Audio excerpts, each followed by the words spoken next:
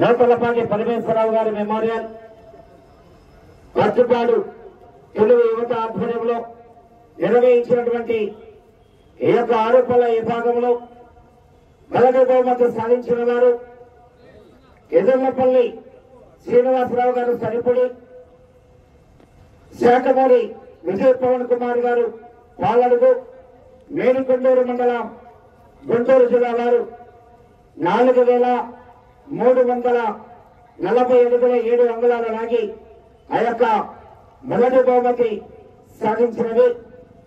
రెండవ బహుమతి టిఎస్ఆర్ ఇన్ఫాల్ అఫార్స్ తోట శ్రీనివాసరావు గారు కుప్పరావూరు, కోపూరి శ్రీనివాసరావు గారు మునగోడు అమరావతి మండలం పల్నాడు జిల్లా వారు 4,269 అడుగులాగి రెండవ బహుమతి సాధించారు.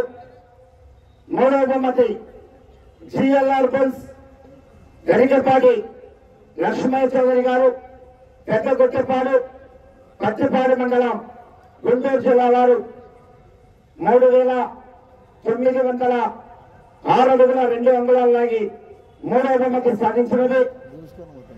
నాలుగవ బహుమతి మోదగల రామిరెడ్డి గారు పెద్దపరిమి, గుదిబండి కృష్ణరెడ్డి గారు కొల్లేపర మండలం గుంటూరు జిల్లా వారు 3,900 అడుగుల దూరాన్ని లాగి నాలుగవ బహుమతి సాధించారు. ఐదవ బహుమతి టిఎస్ఆర్ ఇన్ఫాల్ అఫార్స్ Sayasri construction managing director Thota Srinivasarao గారు వారి జత 3,846 అడుగులు లాగి ఐదవ బహుమతి సాధించారు.